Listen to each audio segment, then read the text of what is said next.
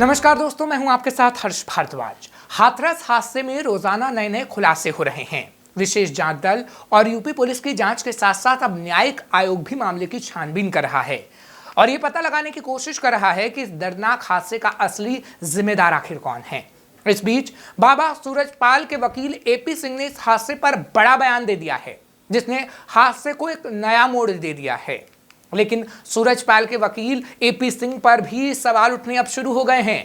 आखिर एपी सिंह ने ऐसा क्या कह दिया जिसके चलते बवाल मच गया है? देखिए हमारे इस खास रिपोर्ट में। हाथरस में 2 जुलाई को आयोजित सत्संग में अचानक मची भगदड़ में 121 लोगों की जान चली गई, जिसे लेकर यूपी समेत पूरे देश के लोग आक्रोशित हैं।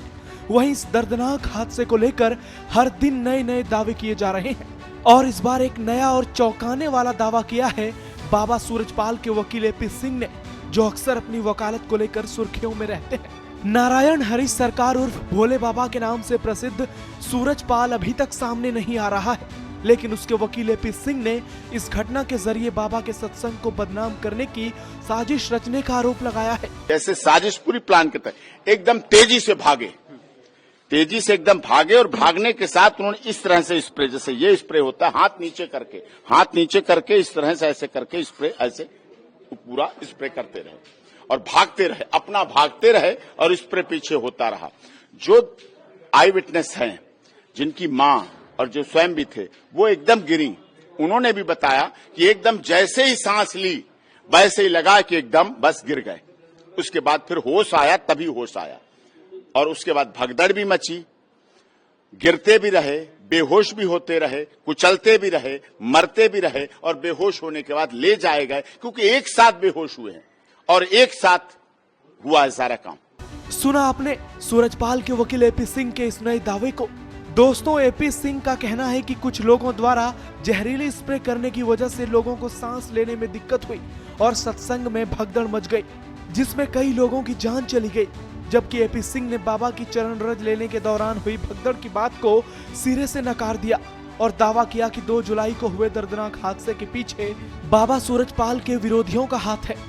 बिल्कुल, तो ये एक बहुत बड़ी साजिश थी, षड्यंत्र थी। ये साजिश वो करने वाले तो केवल यूज किए गए, करने वाले तो एक अटैकर थे जो स्प्रे पॉइजनिंग अटैक किया है, वो तो केवल यूज किया। लेकिन इसके पीछे एसआईटी से अनुरोध करता हूं, जांच का बहुत बड़ा विषय है, गंभीर जांच का।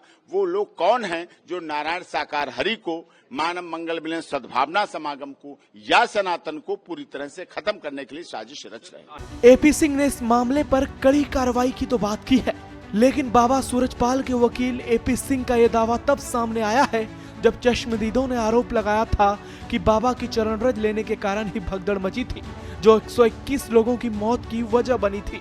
इस दावे के साथ साथ एपी सिंह ने घटना स्थल के आसपास लगे सीसीटीवी को चेक करने की भी मांग की है।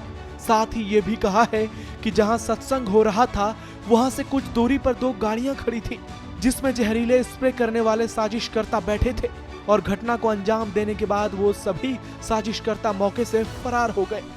लेकिन सूरजपाल के वकील एपी सिंह के बयान पर कई सवाल खड़े होते हैं और वो सवाल है, जब सत्संग में सब ले जाना बैन था तो स्प्रे बोतल कैसे पहुंची? हाथरस हादसे की प्लानिंग की इंटेलिजेंस को जानकारी क्यों नहीं थी?